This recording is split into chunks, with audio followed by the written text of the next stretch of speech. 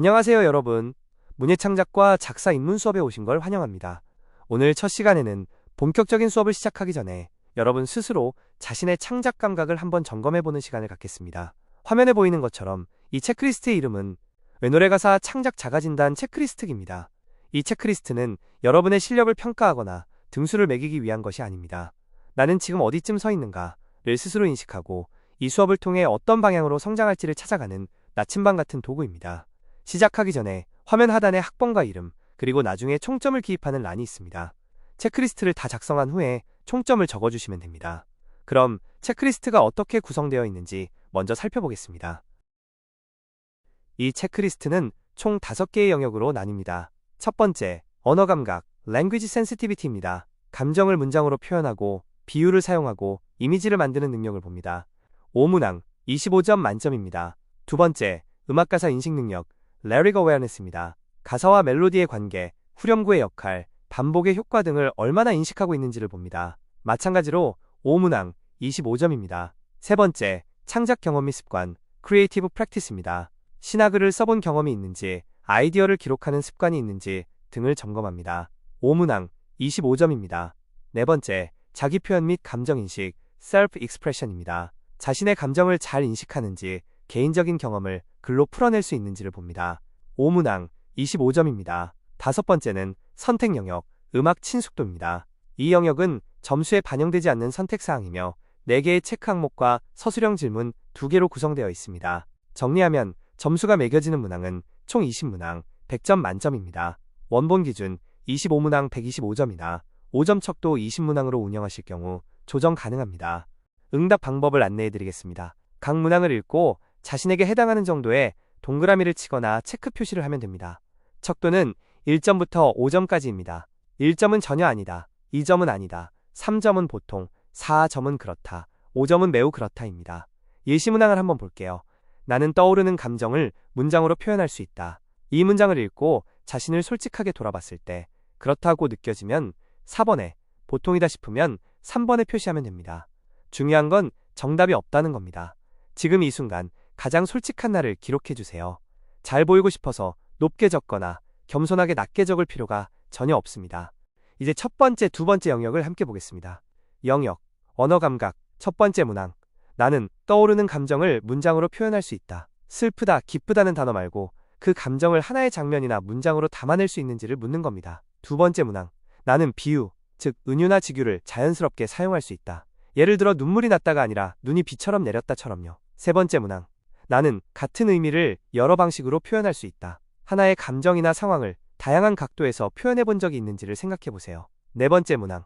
나는 짧은 문장으로 강한 이미지를 만들 수 있다. 가사의 생명은 짧고 강렬한 한 줄입니다. 그 감각이 있는지 스스로 느껴보세요. 다섯 번째 문항. 나는 내가 쓴 문장의 어색함을 스스로 느낄 수 있다. 이건 자기 교정 능력입니다. 쓰고 나서 이게 좀 이상한데? 하고 느끼는 감각이요. 잠깐 1에서 5 사이에서 솔직하게 체크해 보시기 바랍니다.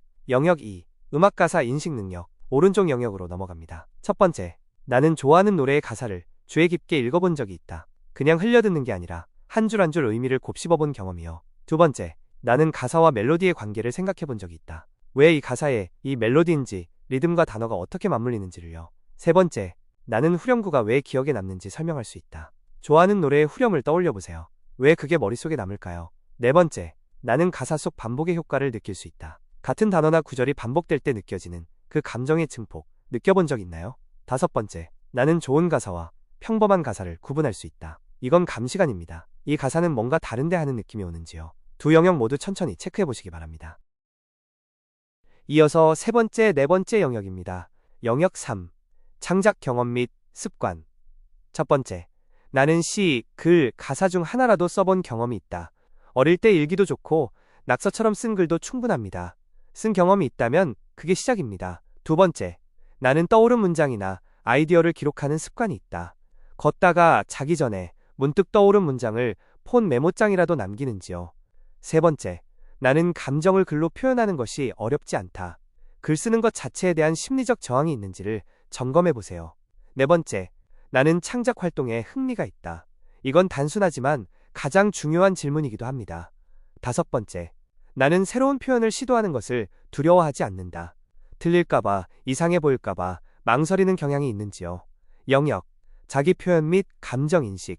첫 번째, 나는 내 감정을 잘 인식하는 편이다. 가사를 쓰려면 먼저 자신의 감정을 알아야 합니다. 지금 내가 무엇을 느끼는지 알고 있나요? 두 번째, 나는 개인적인 경험을 글로 표현할 수 있다. 내 이야기를 텍스트로 꺼내놓는 것이 자연스러운지를 봐주세요. 세 번째, 나는 솔직한 표현을 사용하는 것이 어렵지 않다. 꾸미지 않고 날것의 감정을 언어로 드러내는 것에 대한 두려움이 있는지요? 네 번째, 나는 나만의 시선이 있다고 생각한다. 같은 상황을 나는 어떻게 보는지, 나만의 관점이 있는지를요. 다섯 번째, 나는 창작을 통해 나를 표현하고 싶다. 이 수업을 통해 무엇을 하고 싶은지 가장 근본적인 동기를 물어보는 문항입니다. 모두 체크가 끝났으면 다음 슬라이드로 넘어갑니다.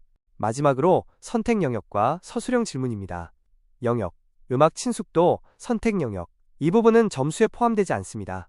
해당하는 항목에 자유롭게 체크해 주시면 됩니다. 나는 다양한 장르의 음악을 듣는다. 나는 특정 아티스트의 가사를 집중해서 본 적이 있다. 나는 노래를 들으며 가사를 따라 읽거나 생각한다. 나는 가사의 한 줄이 나에게 큰 영향을 준 경험이 있다. 이 항목들은 여러분이 음악과 얼마나 깊이 연결되어 있는지를 보여주는 지표입니다. 점수는 없지만 강사가 여러분을 더 잘 이해하는 데 도움이 됩니다.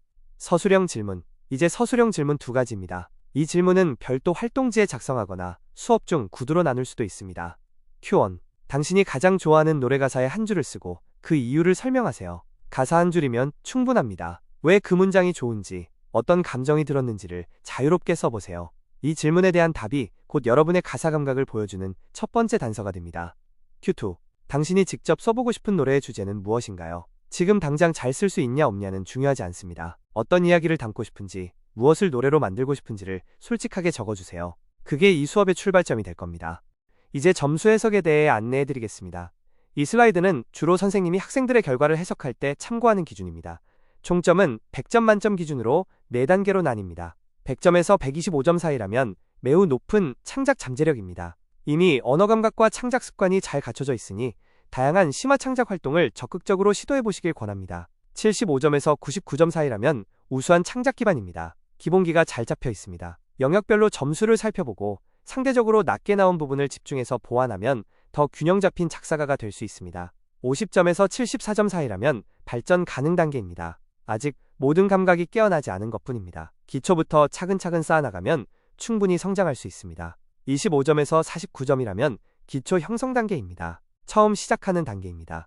이 수업이 여러분에게 가장 필요한 시간이 될 거라고 생각해주세요. 두려워하지 마세요. 그리고 화면 하단에 적혀있는 이 문장을 꼭 기억해주세요. 점수는 능력의 서열이 아니라 성장 방향을 찾기 위한 도구입니다. 높은 점수가 뛰어난 작사가를 보장하지 않고 낮은 점수가 가능성 없음을 의미하지도 않습니다. 지금의 점수는 그냥 지금의 출발선일 뿐입니다. 마지막 슬라이드입니다. 모든 답이 정답입니다. 이 말이 이 체크리스트 전체를 관통하는 핵심입니다. 여러분이 지금 느끼는 것, 지금 갖고 있는 것, 그것이 무엇이든 그게 바로 여러분의 출발점입니다. 가사는 재능이 있는 사람만 쓰는 게 아닙니다. 자기 이야기가 있는 사람이라면 누구든 쓸 수 있습니다.